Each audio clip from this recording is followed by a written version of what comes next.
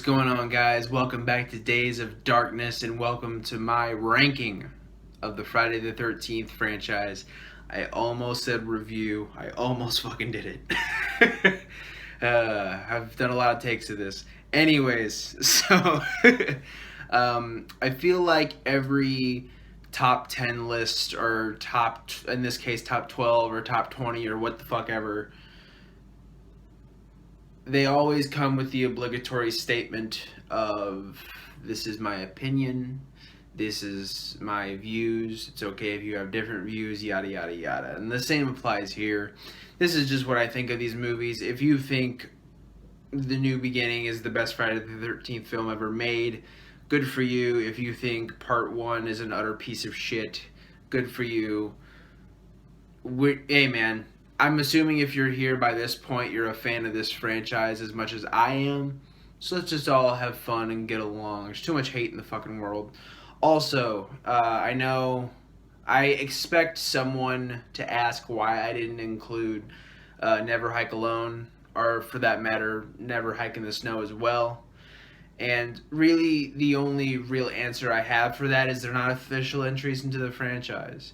I may despise some of the films in this list, but they are official entries into this franchise. Are they all canon, in my opinion? No. But, I absolutely love Vincent DeSantis' films. I think he did a tremendous fucking job.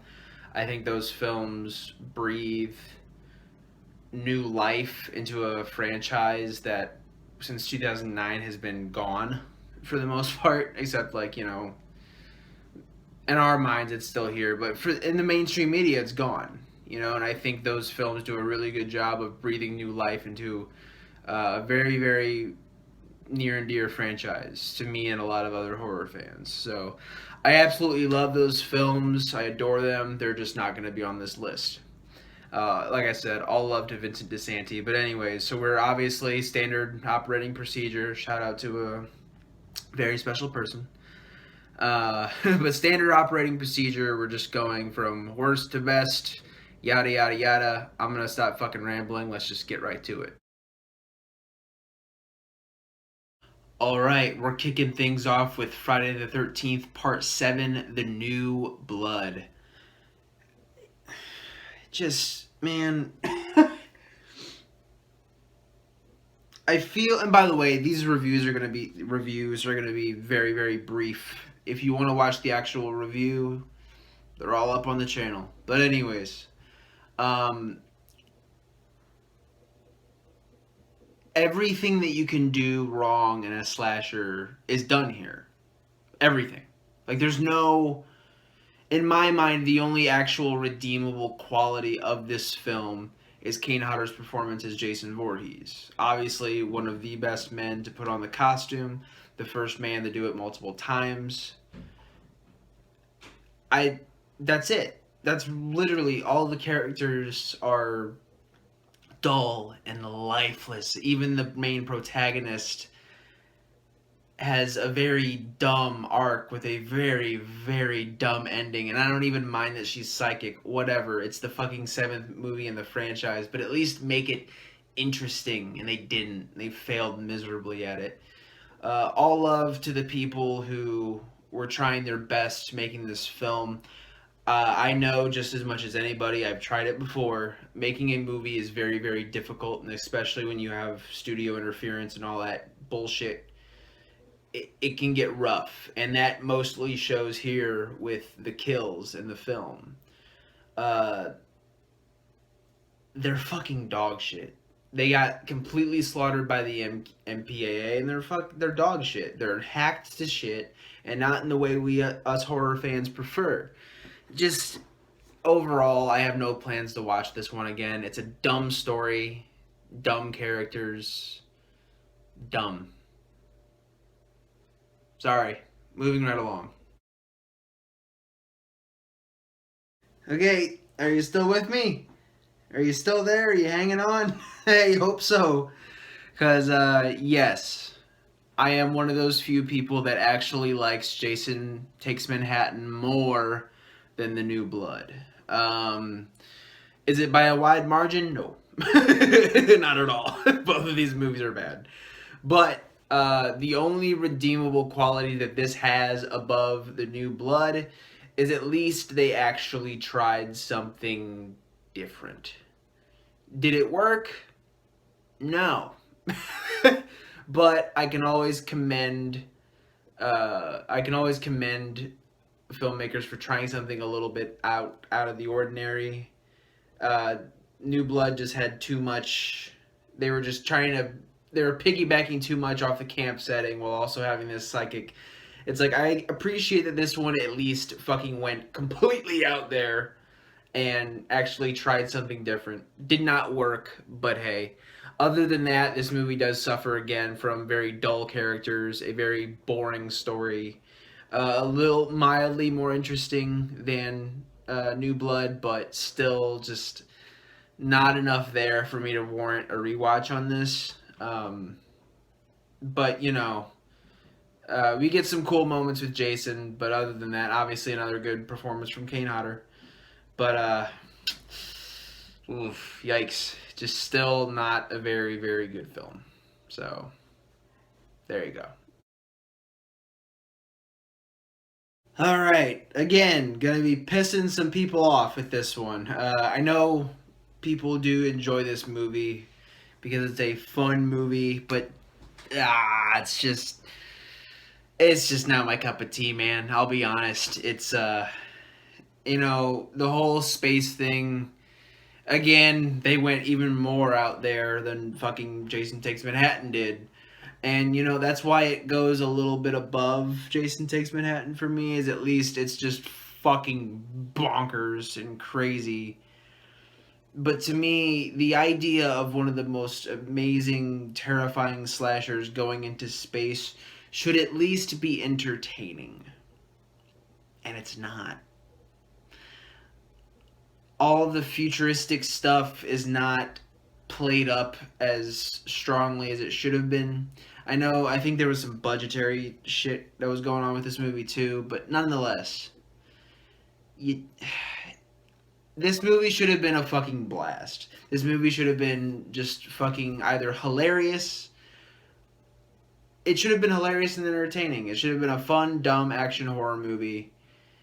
And it just fails at it. It's just not. I was very bored watching this. And that shouldn't be the case. So, fortunately, Jason X gets my my number 10 spot.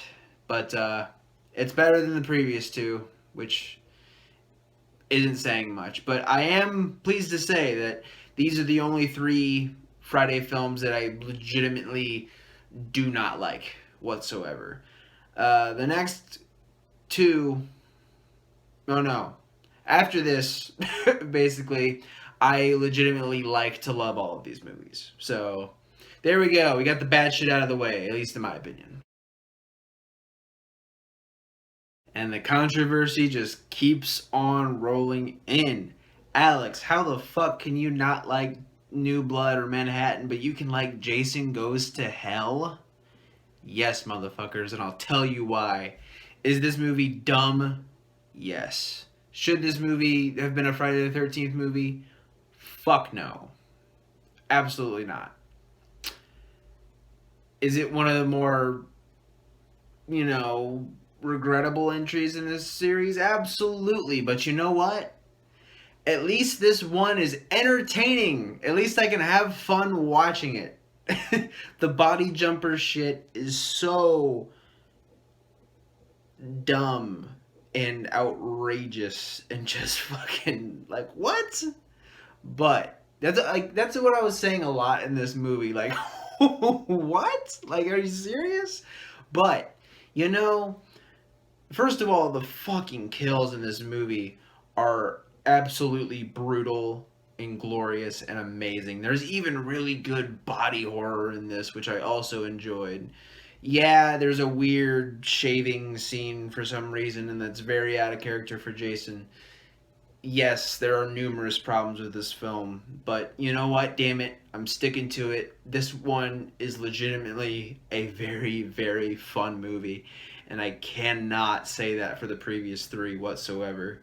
I really, really like this one, guys. It's should not be a Friday the 13th film.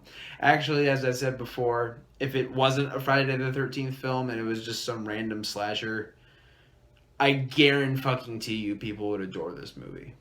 So that's just my thing. But yeah, Jason Goes to Hell.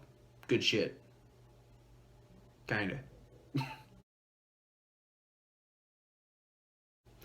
All right, Friday the 13th, Part 5, The New Beginning.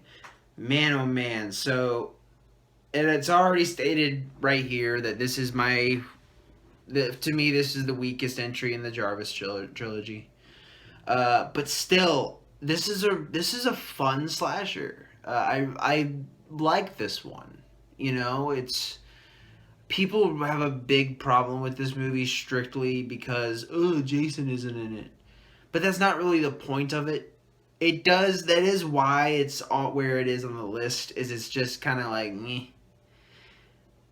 But that's not the only reason. I mean, past this point, I'd say past this point, not only are the films past. I can't talk, which is not good if you're doing YouTube. But anyways, all of the films past this point, not only are good films and within the slasher genre, not only are they good films in my opinion, but they also service me as a fan. And while this is a good slasher film, and it does a good job of continuing the Jarvis story, it also doesn't, because like I said in my Part 5 and Part 6 reviews, Part 5 is just kind of ignored. And you could totally, absolutely skip this one, and it'd be fine. And that's a shame because I feel like there's a lot going for this. But as far as serving me as a Friday the 13th fan, there's just not a lot of significance in this one. I absolutely recommend watching it. Like if you're running through these movies, absolutely watch it. But if you're stumped for time, unfortunately, if you're watching 1 through 6, this is the one you can leave out. It sucks, but that's the way it is. Really, really cool kills in this. I think Roy is a fun slasher. I think that twist at the end is a little... like it's just kind of disappointing and unearned. And then the Tommy becoming evil thing is totally retconned at the end. It doesn't matter. And it's just after Part 6 came out, once Part 6 came out, it completely ignored this one. And that's noticeable to me. If you're a movie in a franchise and people can just ignore you, give you the old Phantom Menace treatment, it's not good. It's not good. So, fun slasher, but it's where it is. All right, and coming up next, we have the most recent review on the channel, Friday the 13th, 2009. Man, oh man. For those of you who just watched my review, I'm not going to go into too much detail considering I just posted it. But, I really like this. I think this does a really good job at being a remake to the Friday the 13th franchise, which people say, it can be a sequel or it might be a sequel. It's a fucking remake, man. Heavy inspiration from taken from parts 1 through 4, which I'm all for, man. Some of the characters are dumb and lacking. There are some really weak characters in this, unfortunately, but I think we get a really cool story and an innovative story. Not super innovative because the whole Clay looking for Whitney thing is exactly like Part 4 and the brother looking for his sister. Which, fun fact, is the sister from Part 2, or the one of the girls from Part 2, which, if you're a big diehard fan of this franchise as I am, you already knew that. Anyways, but no, I think this movie has way more good going for it than bad. Derek Mears is a fucking phenomenal Jason. The kills in this are really, really solid. And overall, the atmosphere is incredible, and it just has good direction. I really, really enjoyed this remake, man. All right, we are now officially in the section of the list where I legitimately adore all of these movies. Are they perfect? Fuck no. But I do like these movies, but I still had to rank them. It was fucking rough as hell, but here we are. Friday the 13th, Part 3. We have a lot of really big shit happening in the franchise by this point. Obviously, the most notable is Jason getting his mask for the very first time. Um, and that's really the big one. We also get some really cool kills, but I would say the thing that is kind of dampering this one a bit is it just feels too much like parts 1 and 2. I feel like, if you're gunning these in order, this one, I'll be totally honest, man, especially with all the 3D shit going on in it too, it can be kind of hard to sit through. You still get that first person POV shot where it's like it's fucking Jason. People already know that. Some weird continuity shit going on with him all of a sudden not having hair, and what the fuck is that? What's the deal with part 2 and the dream and all that shit? But anyways, we're not talking about part 2. We're talking about part 3. Focus, Alex. Okay, sorry, Alex. It's okay, Alex. No, people are gonna think I'm fucking nuts. but but no, part 3. It sounds like I'm dogging it. I'm really not. This movie has way more good shit in it. Like I said, I love all the kills for the most part. Shelly is really fun. The fucking motorcycle gang is a blast. Richard Brooker is a fantastic Jason. And yeah, man, overall, I just really fucking like this one, man. It's a good one. It's unfortunate that as far as the ones that I love, it's the one that I least love. But I was gonna make a fucking joke, but I can't think of anything. So, anyways, next one. All right, Freddy versus Jason. Place your bets. What a fucking dog shit line. Thank God that was only in the trailer. But no, man, Freddy versus fucking Jason. As a horror fan, like, what else do you need? I mean, quite a bit, but in all honesty, man, two of the best slashers of all time. An amazing performance from Robert Englund. A pretty goddamn good performance from Ken Kirsten. Ken Kirsinger. A really good performance by him as well, especially for replacing Kane Hodder. It's a crime. Shouldn't have happened. We've been over this, but damn it, he does a good job. Fucking just the brutal, amazing fight scenes in this movie between those two. And not only that, but the reason that is provided for them fighting is really solid. It's really fucking good, especially all the rumors that were going around about Freddy being Jason's dad and all the fucking stupid shit they could have done. You could tell that real legitimate love was put into this story, and that's why I fucking love it so much, man. Yes, there's some really rough fucking dialogue, and there's some characters, but for the most part, man, this movie's fucking entertaining as hell. Like, it's so good, and like I said, the love that was put into this one is amazing. Getting the love that was put into this movie is absolutely incredible. Um, just from the medicine that I still can't remember the fucking name of, from part 3 of the Nightmare franchise to all the different shit with Jason. Yeah, some of the lore stuff is debatably a little weird. I have my own head reasons of why all that is, but anyways, all that shit aside, really, really like this one, guys. Absolutely incredible. Go watch it. And we are down now to the final 4. Oh man, I guess you guys could probably do the math on which ones they are, but do you know the order? No, you don't. Except for probably the last 2, but whatever, man. Alright, the original that started it all. I feel like it's so interesting to me because this is one of those one of the few franchises where it is extremely rare that people's favorite is part one. It's not my favorite, as it's clear by the placement on this list, but damn, man, this is a fun camp slasher. It really is. And, like, I don't understand because some people are like, oh, this one's so boring and it's so hard to get through and yada yada.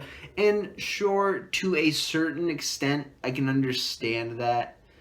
But, like, this is a really fun watch. You know, if you somehow get a hold of somebody who doesn't know who Jason Voorhees is somehow, this is a really cool one, you know, and just that shock. There's something so beautiful about. I should have said if you can find someone who doesn't know that Jason isn't the killer in this one, experiencing that shock of it being his mom at the end, that's something I got to experience wholeheartedly as a kid. And it was beautiful, man. It was like looking back I was like, "Where's Jason?" But like looking back on it, it's like, man, that's such a cool twist, you know? And I don't know, this one has a soft spot for me. It really does. You know, I'm gonna say it ad nauseum, but like, yeah, it's got some shit wrong with it. But, like, man, all of the kills are solid as hell. We get Tom Savini doing the makeup for this one, and he just does a fucking fantastic job. As always, the kills in this are extremely brutal. And yeah, man, it's the one that kicked off a whole fucking franchise. It's a beautiful story of how it was made and just the fact that they had a title and got a budget without even having a fucking script. And they unknowingly unleashed this beast. There's so much cool shit in here. Jason coming out of the lake. I could ramble on for hours, man. I love part one. I do love three of them more than part one, but I absolutely adore part one. All right, moving right along with part two. It almost feels like we're going in order a little bit, but that's the end of that, obviously. But anyways, going right into part two, does a really good job of picking up off of the momentum of part one. We get some really cool shit as far as the evolution of the story. They weren't quite sure what was going on with Jason at this point. He has a bag over his head with a little fucking eye poking out, very Elephant Man looking shit going on with him, which I'm all for. I really like Sackhead Jason. I think he's fucking terrifying. If you see anybody with a sackhead coming towards you, you're fucking running. Just straight up, that's it. Really like Jenny as the final girl. I would even say she's my favorite final girl of the series, and that's, you know, I wouldn't it's rough for me, but she is definitely one of my favorites without a doubt. I think the whole thing with her doing childhood psychology and how that plays into the Jason character and her putting on the sweater and pretending to be his mom and all that shit, like, there was legitimate storytelling going on here, and it shows. It's a really cool movie, man. I absolutely adore it. The kills are fucking great. Get some really cool stuff as far as that's concerned.